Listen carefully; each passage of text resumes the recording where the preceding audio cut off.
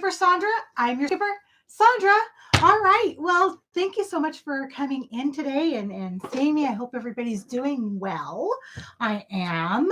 I'm very excited. So I finally got them all done. Can you believe it? I mean, like, really, I finally got them all done. But it was just so much fun. And I have more plans because I had such a great time. So I don't know how many of you really have heard or know about yarn bombing.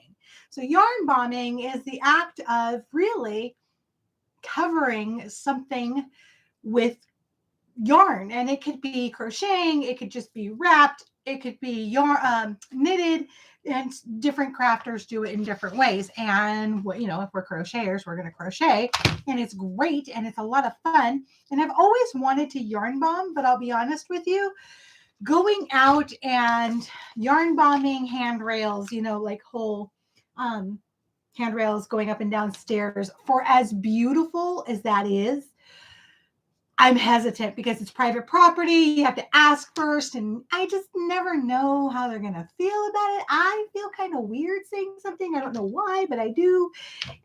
You would think with as much as I talk, it wouldn't be a problem, but it is. So there.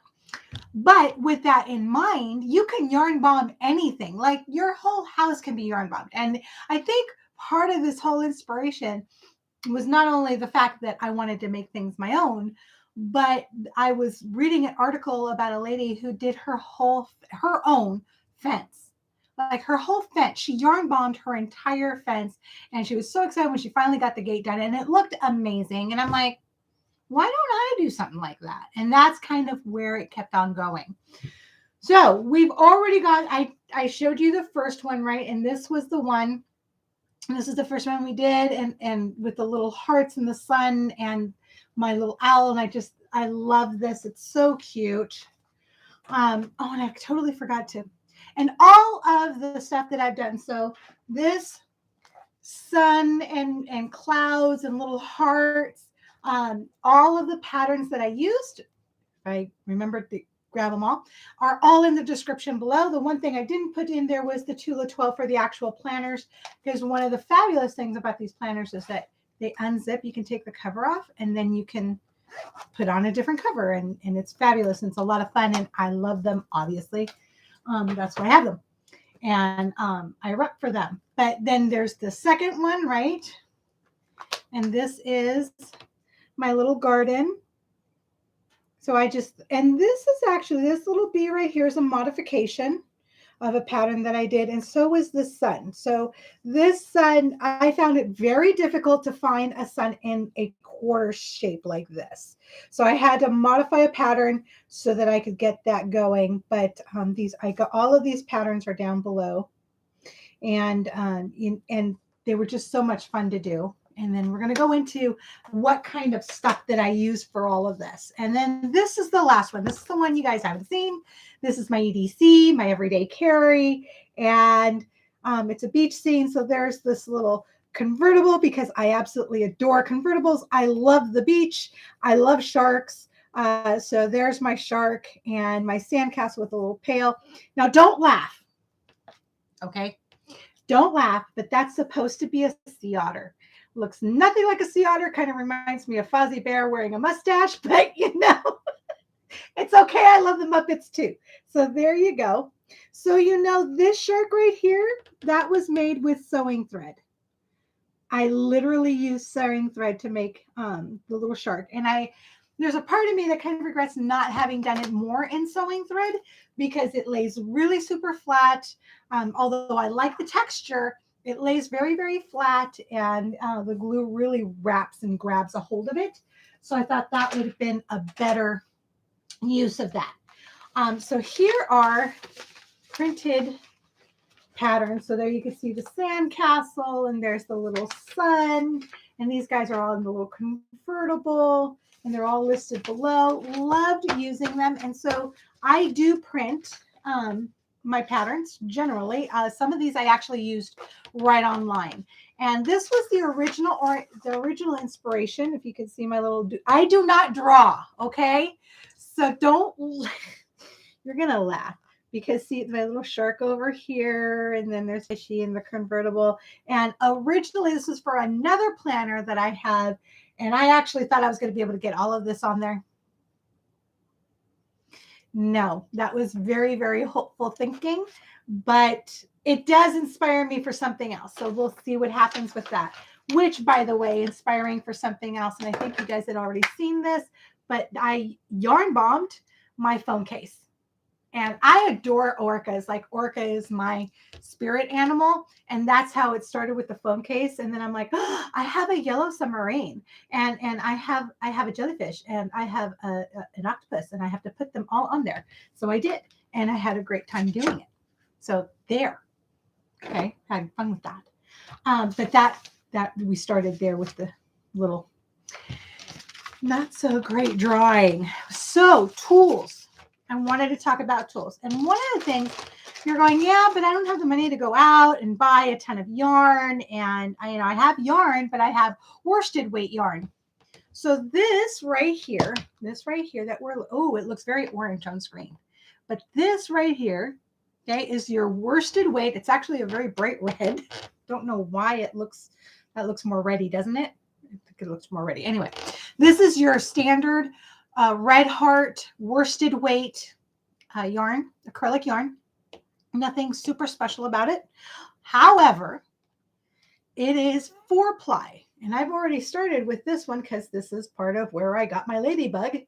So what you do is you just untwist. And when you untwist, you come to realize that it is more than one strand. And let me pull these apart. So as you can see, this is 3 strands. It's actually 4 strands. Here's the rest of strand number 4. But here's the 3 strands. And you can literally, and I'm making kind of a mess out of it because you should really do one at a time as it unwinds. So you can literally untwist these. And you have a thinner piece of yarn. Okay. So you go from this really thick yarn to a much thinner yarn. And you could essentially split that yet again, but see how now it falls apart. So this isn't thread, this is yarn. And part of how the yarn acts is that it is woven together to make the strength of it. But if you're gentle and you pull them apart, you can pull them apart to create a thinner thread. Now remember, you can't see how easily it splits. This is not something that you want to create, like say a garment or really a bag. This is not going to hold up. This is good for embellishments. This is good for a ladybug on a planner. Okay. It's nice and tight. It stays right here. It's not going to do anything. So that's a good idea. So that's one thing you can do. And I saved this because you never know what I'm going to come up with next. I have some really outrageous ideas. It does involve my nails and crocheting, and my nail person, Lauren, is all in on it, and she loves the idea. All right, so that's one. So this is crochet thread, and this is a 10. Now, the lower the number when it comes to crochet thread, the smaller the thread. And this is an older one. Actually, this one says it's a 30. This is not a 30. This is a 10. I know a 30 and a 10. This is one of my rescue yarns, that I find and I keep. So this probably came off of something else. But this is a really cool label. This is amazing. I didn't even realize this was in there. So check that out. Isn't that cool? I just thought that was really neat. Okay, anyway, I'll tuck that back in there. But this is actually a 10. This is very thin. So if you can see that. Okay. And it's very hardy. It is a crochet thread. It's very strong. So you could make a bag out of this, although this is going to be a lot of crocheting because it's very, very thin. So it'll be very dense. But again, this can be done. And I use this. Oh, I use this on the pail. So if you see the pail, the little handle on the pail, that's what I used for that part.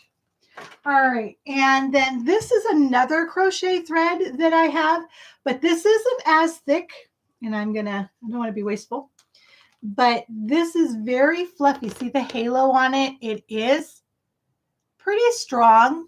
I know because I've been working with it. It's not that strong. So the tensile strength that cords have are different from one yarn to another. As you saw, once you split the worsted weight into its individual strands, it has no tensile strength. It'll pull apart really easily. But see, that one will snap eventually.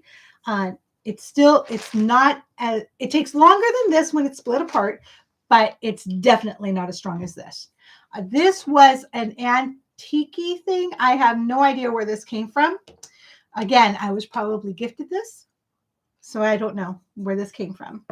And then for the shark, okay. Oh, and that thread I used right here on the wheel of the tire, the wheel, I guess, of the car. So that's where I used that. Now here is the sewing thread, and this is 100% polyester. This is from Talon. I have no idea how old this is. I've had it for who knows how long, but it is just sewing thread. It's just your standard sewing thread. This is what I use to create Mr. Shark. Baby shark, do do do do do do. Baby shark, do do do do do do. Sorry. Okay. Somebody's gonna hurt me. So there's that. Okay. And again, it's just a sewing thread. Now, to use sewing threads or any thread or any crochet, of course, we use hooks, right?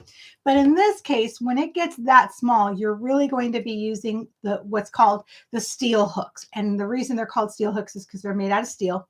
They need to be because they're very, very strong. And even still, they're fragile. And I'll show you in this one. So this is a 0.5 millimeter.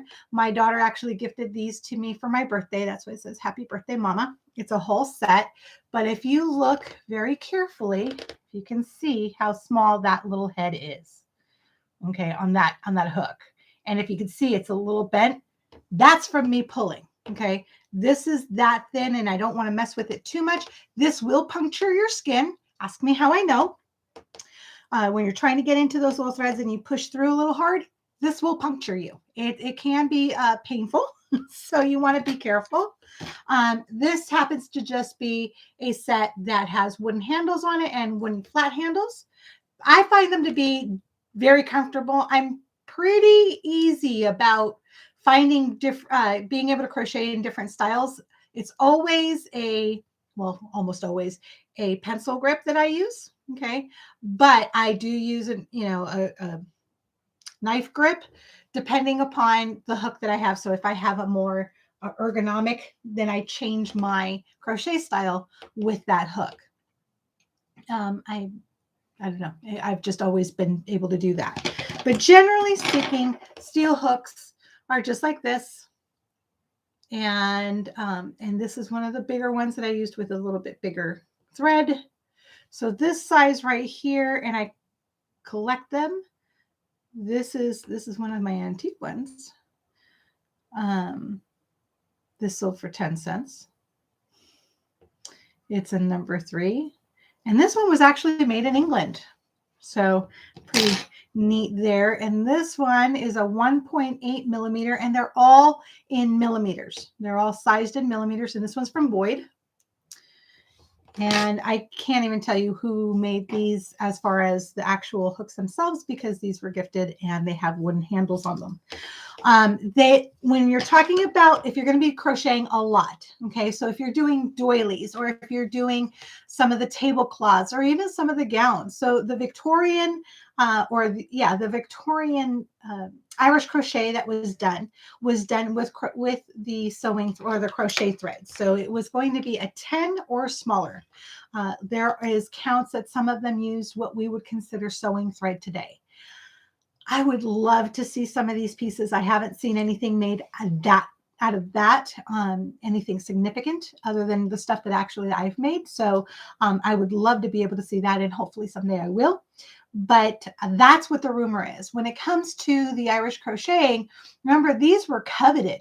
I mean, coveted their patterns and how they went together, so much so that there are stories of ladies that came over from Ireland, would get off on Ellis Island, go down into Manhattan, and they would see these gorgeous gowns in the windows, and they would be able to tell you, oh, that was this family, that was that family, that was that family, that was that family, like each motif. It was amazing because they were such well-kept secrets when it came to that. All right, so other tools that I used also a row counter. I happen to use this one this time. I used several different kinds.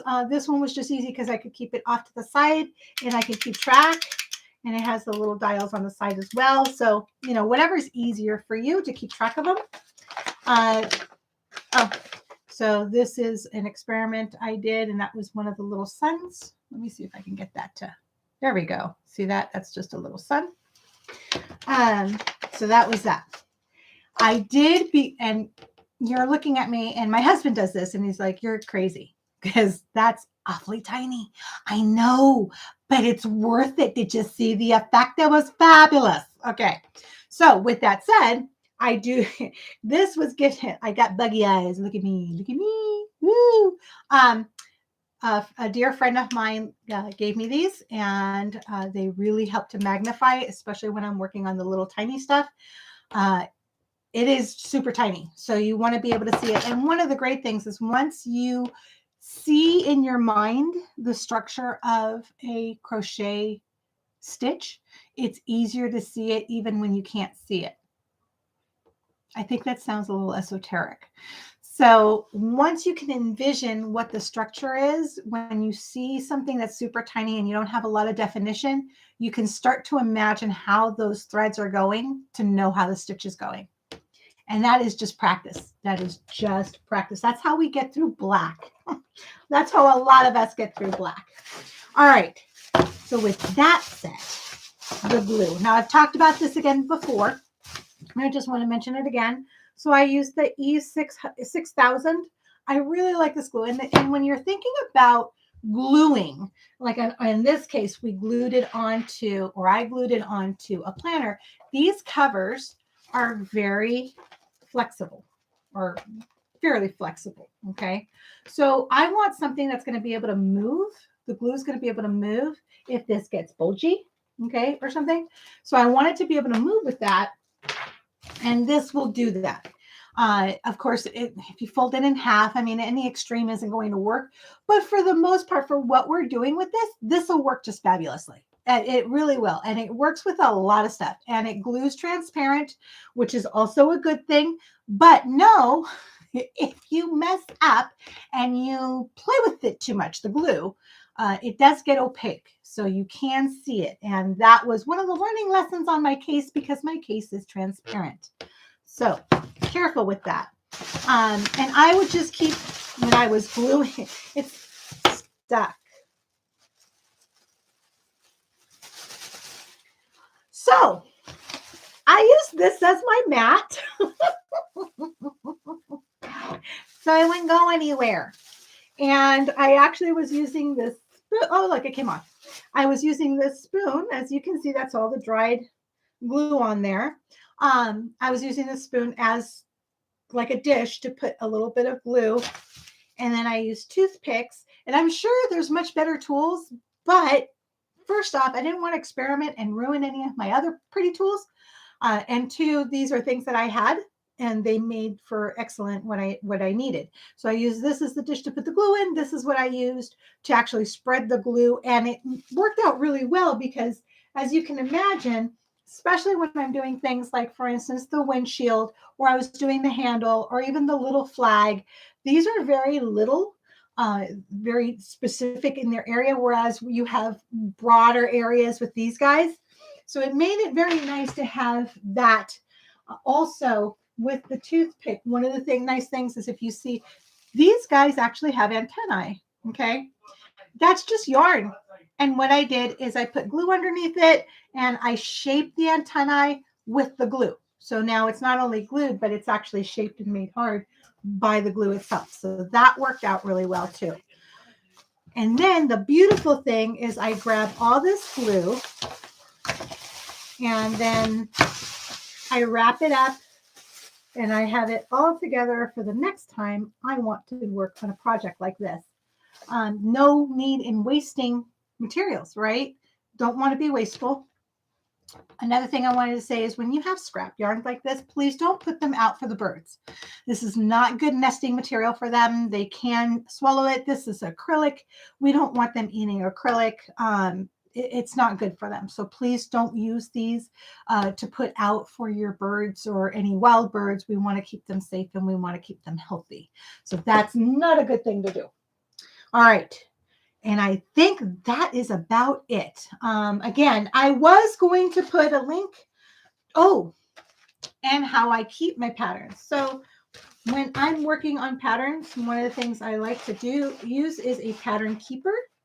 And this is one of my pattern keepers. I love to read, so I had to get this one. This is again from Slip Stitch Studios, and I forgot to put their information down below, so I will put their information down below. And hopefully that way you can go check them out. I love their pattern keepers. This is a non-glare. You can keep it open and just lay it like this, or you fold it to the other side.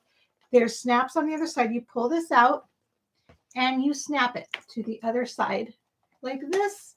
And they actually, this is a new feature. They didn't used to have this little crossbar. It's always stood up on the by itself, but now it really stands up even better because of that crossbar. And you can read the pattern, you know, without it getting all smudgy and everything. And it also kept track of where my patterns were. So I really like that. You can tuck that back in, close it up, snap it together, and now it keeps all nice and tidy. And in this case, if let's say you're just working on a very simple pattern, you only need a hook or two and maybe a pair of scissors and a little Ziploc baggie to put your waist in, it will fit in this little zipper. Isn't that pretty? The fabric on the inside.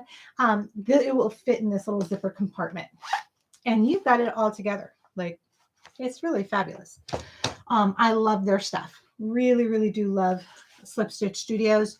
They have some great patterns. They've got some great fabrics, and it's just super fun.